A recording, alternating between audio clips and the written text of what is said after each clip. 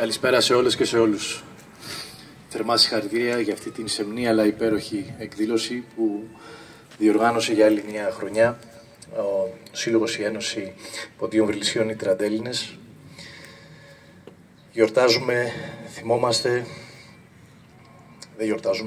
Θυμόμαστε την ημέρα την αυριανή ως την ημέρα της σκληρής αυτής γενοκτονίας των Ελλήνων του Πόντου.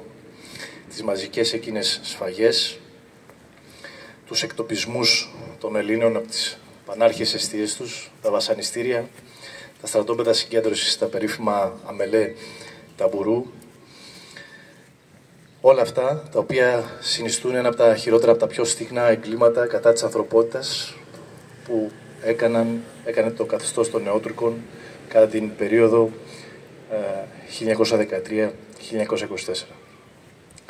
Δυστυχώς, μέχρι και σήμερα, το επίσημο τουρκικό κράτος αρνείται να αναγνωρίσει τη γενοκτονία αυτή.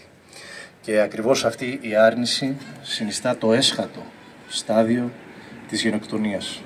Γιατί προσφέρει ατιμωρησία στους δράστες, αλλά και προετοιμάζει ευαπόδεικτα στο μέλλον μια ενδεχόμενη νέα γενοκτονία. Οφείλουμε λοιπόν όλοι μας και οφείλει και το τουρκικό κράτος να ζητήσει επίσημα συγγνώμη από την Ελλάδα και να αναγνωρίσει και αυτό με τη σειρά του τη γενοκτονία. Δεν ξεχνούμε. Ζήτω ο Πόντος, ζήτω η Ελλάδα.